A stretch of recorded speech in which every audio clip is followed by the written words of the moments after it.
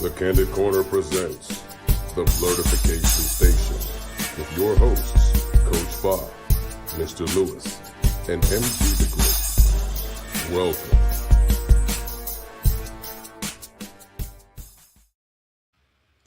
What's good people? Mr. Lewis back, excuse me, with a brand new episode of the Blerdification Station. I know I'm a day late, but hey, I'm here, right? Rolling solo again, but the show must continue. We continuing on with the Halloween horror classics and dealing with some of my favorite filmmakers. Today we're going to cover two. A couple weeks ago I covered Sam Raimi.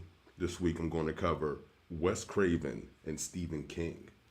Now, Wes Craven is a filmmaker, and of course Stephen King, for those who know, he is also an author. So I'm try to break those down for y'all and as concise and as quick as possible. Then we're gonna jump into the paranormal clip of the week, and yeah, let's go. All right, first up, and give you a brief bio on Mr. Stephen Edwin King. His nicknames are the King of Horror and the Master of Mystery. He was born in the Maine General Hospital in Portland, Maine. For those that do know, most, if not all, his stories take place in the New England area. He actually made his first actual published appearance in 1965 in the magazine Comics Review with his story, I Was a Teenage Grave Robber. It was at the University of Maine. His first major hit was Carrie. I believe that was his first published novel, if I'm not mistaken, and of course it also became a film. Now the bio I have here is pretty long, but yeah, it's a lot of stuff that really isn't, I guess, in context with what I'm trying to do here. So as I said, he's from New England. He's an author. He's written a lot of my favorite books. He was my favorite horror author as a kid. Going through his IMDb, he has a serious amount of credits. Going to his books and his films, he also has writing credits. His newest film is Mr. Harrigan's Phone. It's on Netflix, starring Donald Sutherland. I haven't checked it out yet, but I've seen the trailer, so you know I'm going to look into it.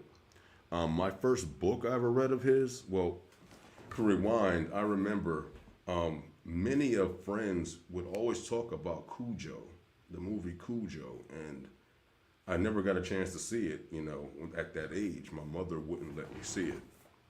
So I'd say probably around middle school, I, got a hold of the book from my library, and I read the book, and whoa. I was forever changed by the world that is Stephen King, excuse me. And yeah, it also really kind of messed me up because that was the first story I ever read, like horror story or scary story or even horror movie, anything horror related that had a sad ending. And of course, later on, I saw the movie, and it wasn't as graphic or horrible as the book. But yeah, it was really entertaining and eye-opening. And it took me to that next level because, elementary school, Scholastic and all that, book orders. They used to have a little Stephen King short stories, but they were really like child-related things, so they didn't really go into detail. Then after that, I saw Pet Sematary. Now, I was probably 11 or 12 when I saw that. And for that time, I considered myself pretty versed in watching horror films, and that movie still scared the shit out of me. That movie gave me nightmares. I think it was coupled with the fact that we had just recently moved to the new place. And at the time, I wasn't aware, but now I know in retrospect that the place we lived in was haunted as well. Yeah, if you watch the Chivalry podcast, I talked about that moving, living in that place over in Germany, and on my 12th birthday, watching the ghost hunting episode of the Queen Mary on Unsolved Mysteries, and simultaneously hearing wild stuff going on in the temporaries. For those who are familiar with living in Germany, when you live in temporary housing, usually it's on the top floor, and the top floor has a long hallway and multiple rooms. And yeah, even though this one wasn't one of the super huge ones, it still was a pretty long, dark hallway. And being there by myself as my mom and dad, my dad was in the field, and my mom took my brother and sister to the PX to get me some ice cream and cake. And so, yeah, it was wild. Anyway, the movie scared the crap out of me. I later on read the book, and the book didn't scare me. It actually, at this time, I was also aware that, yes, Stephen King's books are way better than his films. And so I read that, and then I remember seeing the TV version of Carrie, the original, 1971 version, starring Sissy Spacek and John Travolta. And then in the 2000s, I ended up seeing the remake as well, which was almost a beat for beat remake. It was good. I liked it. I dug it. A lesson for those who like to bully kids, and also a look into mental illness and dealing with the side effects of child abuse and trauma, PTSD, and the faults of taking anything to an extreme. In this case, was her mother taking religion to an extreme. But yeah, not to go too deep into that. To go down some more into his filmography, ladies and gentlemen. As I mentioned, Cujo was a novel and a film. The Running Man was also his. If those remember that was Arnold Schwarzenegger. And yeah, that's just a childhood classic right there. If you look at it now, it's probably not very good, but him, Maria Conchita Alonso, who else was in that? What is that brother's name? It'll come back to me. Yaphet Kotto. He was in it. Ken Norton was in it. Jim Brown was in it. Yeah, it was a lot of people in that film. And a lot of people of color for the time, What else? There's so many, man. He got so many. Salem's Lot. I remember that one. As I mentioned, Pet Cemetery. Thinner. Mr. Harrigan's Phone, as I said, is available on Netflix. You can check that out. Firestarter was his. I saw the original starring Drew Barrymore when she was a little girl. And I saw the remake in the early 2000s. And I believe they tried to make it a TV series, if I'm not mistaken. And they recently, I don't know if it's out already, but they're going to make another remake of the film. Creepshow. Can't forget about Creepshow. Creepshow, that one, I had the comic book to that one. And I remember that was the first comic book I ever owned. Or I guess you can call it a graphic novel. Forgive me. I was like 5 when I got it. And I could read, but a lot of the subject matter was more mature than my understanding at that age. But the pictures and all that really had me like, wow. And then fast forward a few years later, I actually saw the film and was really kind of shocked that it was pretty much dead on with the graphic novel. Now, in retrospect, it makes me wonder if the graphic novel was drawn after the film, the characters in the film, because they look almost exactly alike, including, Stephen King playing the Moss Man in the end himself. What else? The Green Mile. He also did that. See, he wasn't always a horror writer. He oftentimes did sci-fi, did thrillers, did dramas. I remember through the 90s, I used to read all kinds of his novels, even the short stories, the Four Past Midnight series. I don't know if you remember the book, The Stand, but they're coming out. They have the TV miniseries that's out and available. Forgive me, I don't know which streaming platform exactly, but it's out there. The Dark Tower, starring Idris Elba, is out there too. I liked it. Some people had not so good things to say about it, but I enjoyed it. Back to what I was saying about the book. Some of the what I kind of lost touch or interest as I got older. For one, because I got more interested into my social life, and so I wasn't really reading books, watching TV, or anything. I was out living life, being a teenager.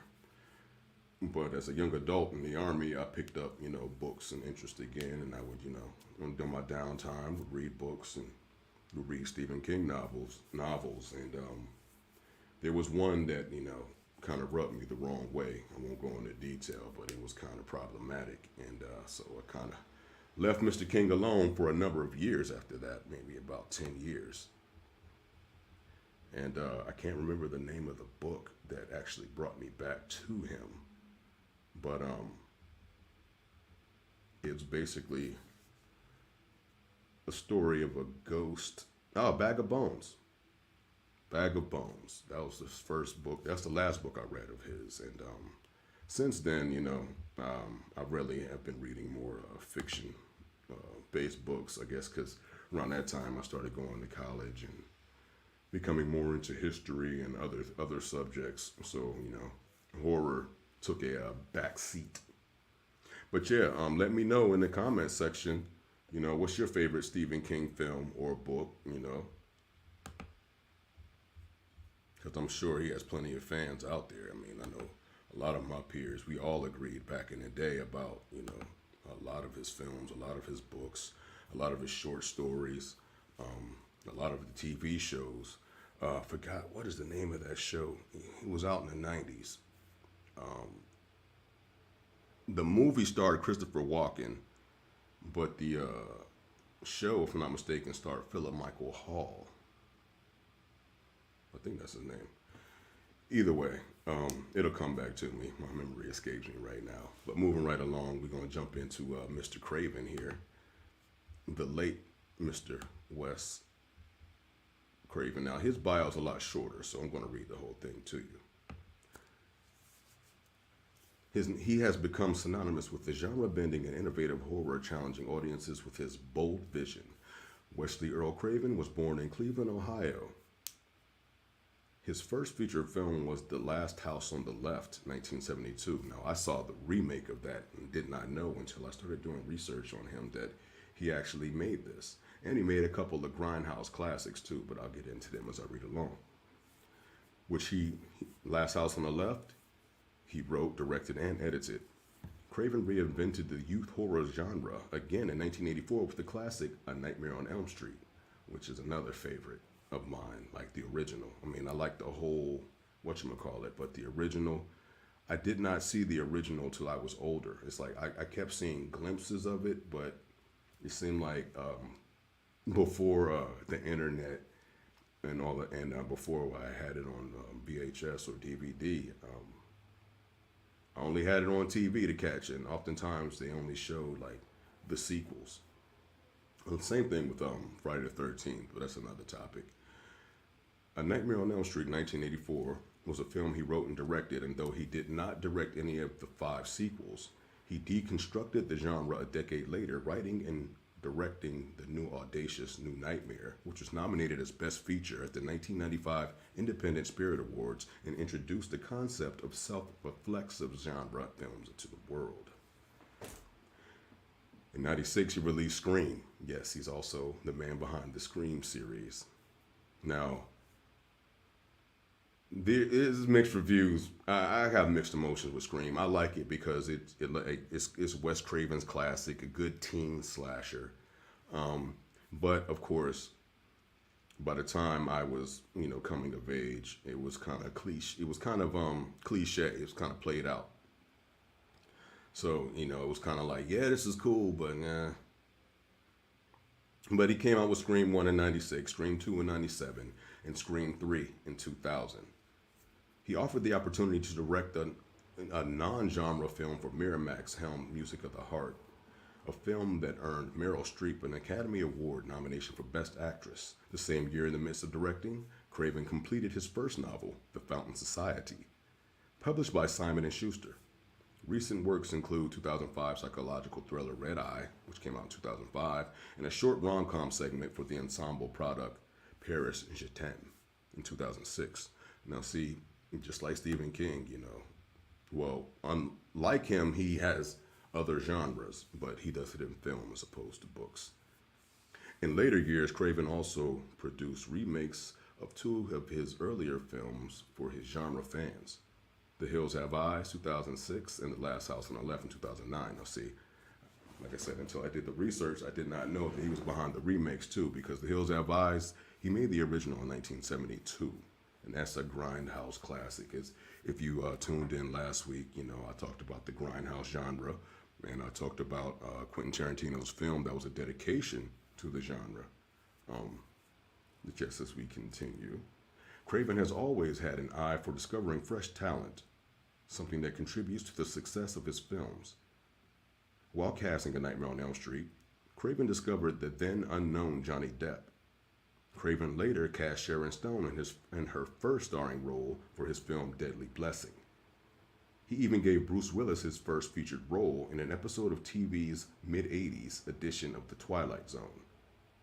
In My Soul to Take 2010, Craven once again brought together a cast of up-and-coming young teens, including Max Thiero, in whom he saw the spark of stardom. The film starred Craven's first collaboration with wife and producer Aya Levonka, who also produced with him the highly anticipated production of Scream 4.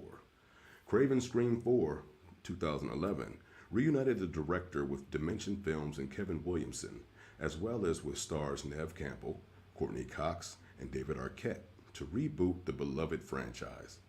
Craven again exhibited his knack for spotting important talent with a cast of young actors, bringing us a totally new breed of Woodsboro high schoolers, including Emma Robert and Hayden Panettiere, if you also remember her from Heroes, or believe also the series Nashville. He's also known for having an ongoing in-joke feud with Wes Craven. It's like I guess you can call it a friendly rivalry, I guess. It's just correction. He made The Hills Have Eyes in 77. And I mentioned he did, well, as I mentioned the other ones, he did The Hills Have Eyes 2 in 84. He made Swamp Thing too, which I loved as a kid, in 1982. The Serpent and the Rainbow. Now, I liked it as a kid because, there was black people in it. It took place in Haiti, so I saw a lot of black people in it. What I didn't like is it was disappointing. It's like a lot of films back then. It's like the promotions and the lead up and trailers were deceptive about what the story was about, and it was never as good as it, should have been. And of course, clearly, even though it's in a predominantly black country, it's starring a white guy. And but Zakes Mackay did his thing, and so did the late great Paul Winfield.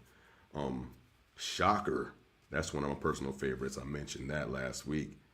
That one, once again, I love comedy horror. I don't know, I guess it's just the dark side, the dark sense of humor in me. I love comedy horror. Shocker, check it out. Also, it was Peter Berg's, forgive me. It stars Michael Murphy, Mitch Pileggi, and John Tesh, and Heather Langenkamp. Now, I don't know. I always got the star of the movie, I always get them confused with Peter Berg because they look alike. Maybe I'm wrong. Maybe I have to IMDb it. Maybe it is him, but he looks a lot like him. Peter Berg is also more known for his great directing.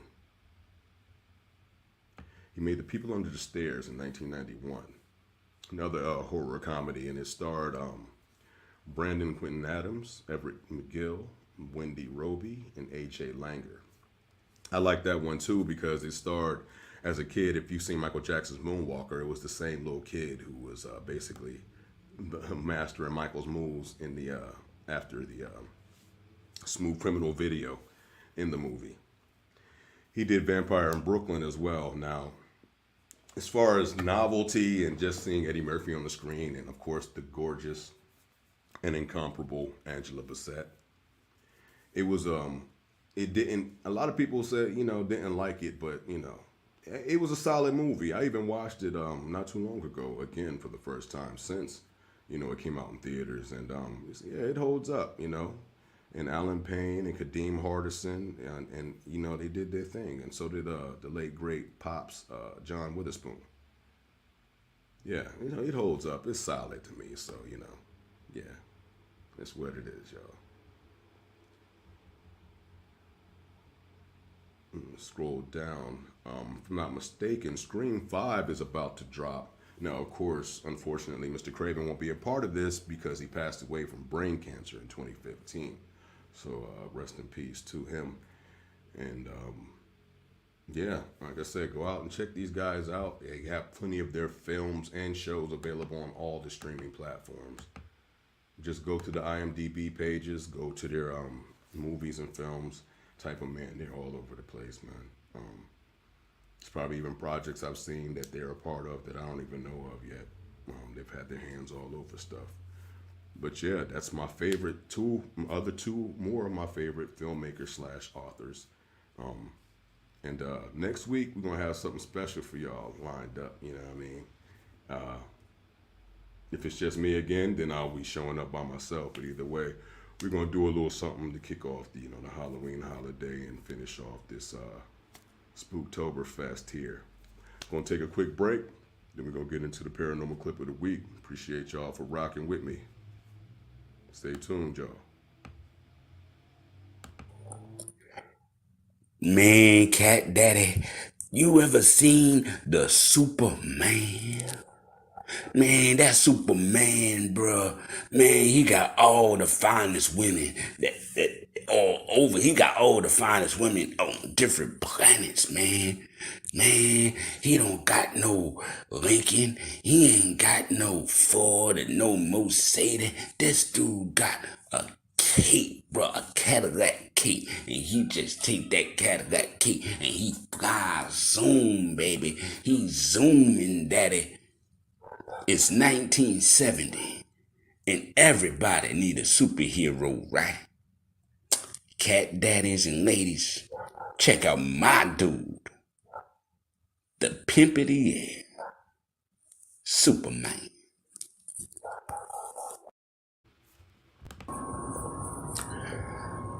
Listen here. I know everything there is to know about the crime and business. I know about gangster crime. I know about pimping crime. I know about trafficking crime. I know about weapons crime. I know about intimidation crime. I know about trafficking crime. My family know everything there is to know about the crime and business. This is Bubba Fett, and I'm coming to your place to take over your criminals too. Ain't that right, Forrest? Yes, sir, Bubba, that's right. Coach Five got an issue here.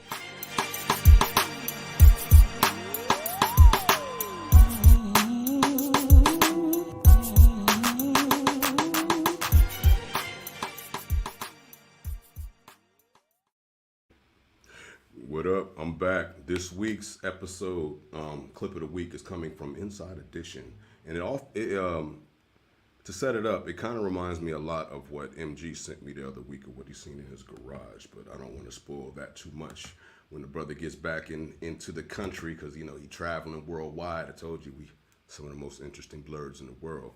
But as I said, when he gets back, we'll share that with you. This is this week's clip. There's evidence of an otherworldly encounter? Financial executive Janae Rickwalder thinks they might be. Here's her story. I was at a conference in Savannah, and we just impromptu decided that we were going to take a coast trip. They had this trip where they were like, you know what? We will take you to the most haunted places in Savannah. And we went to a couple cemeteries, and, you know, they tried to scare us, and we weren't really buying it so much.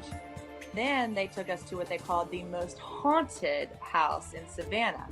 And of course I was like, whatever. That house was the Sorrel-Weed House, a famous landmark that was the boyhood home of a Confederate general. Robert E. Lee visited there on multiple occasions. The opening shots of Forrest Gump were filmed on the house's roof, so it's got some history. I thought, you know what, I better take some pictures for my husband and my son because they'll be interested in seeing this. So I'm taking pictures, and the tour's over at this point in time. The tour guide has done, he's moved on, and it's just a group of us that are just walking out around randomly. And I just, you know, took some pictures, and I noticed a swoosh, and I'm like, what the heck is that? And at first I thought my eyes were just playing tricks on me, and when I looked at the picture, there was actually, you could see the swoosh in the picture, and I'm like, oh, no way. So I kept trying to take pictures to see if I could recapture it again and again and again. Couldn't capture anything, but I'm seeing in my phone, I'm seeing lights, and I'm seeing dust, and I did see those orbs, and I always thought that was a load of crock because, you know, I'm like, no, you're not seeing, but I saw them. And so I'm freaking out a little bit. So I call my friends to come over, and they, I'm like, look, can you see this? Can you see what's going on? They're like, oh yeah, whatever, Janae, you're full of it. So then I said, you know what, you guys, you need to come look through my phone. So they came to look through my phone, and like, oh my God. And they started seeing it. And then all of a sudden, there was a bright orb back here in front of me, a bright orb on the other side, and one that started coming towards me. I took a picture of it, and then I hightailed it out of there because I was just like, that's freaky. That's what I caught on camera. So that was really kind of cool. A representative from Savannah Terror says this sort of thing isn't as rare as you think. When I first started doing these tours, you know, we always ask people at the beginning, you know, are you believers or are you skeptics? You know, usually about half and half. They're a little bit balanced. But as we start giving the tours and we get to the end, it actually happens more often than you think, even for the skeptics. Rick Walder says she wasn't scared by the incident, but it did help her rethink some things. This experience has converted me to believing in the great beyond. Maybe the moral to this story is don't be so beholden to your beliefs because they might not necessarily be completely true. This is Inside Edition.Ghost. Yeah, yo, that was a clip of the week right there. As I said before, orbs are really debatable in the paranormal community. Most of the time, they can be easily passed or debunked, I should say, as bugs or dust. But then there are those few that, once again, are just hard to explain. Like, it looks like a tiny plastic bag floating her way. Makes you think of A Beautiful Life. Another classic film. Yeah, that's all I got for this week. Hit me in the comments. Email me at blerdfs@gmail.com if you have any questions or you want to be a guest on the show. I'll be back next week with another great one and a surprise. So get ready. Thank y'all for rocking with me. Go on to all the socials. I'm there. Follow me at Legervase, Legervese. That's all the socials, including Fanbase and Blam Fam. I'm officially on there, y'all. Check me out. As always, peace and love. www.thecandycorner.com. That's where we at. We out.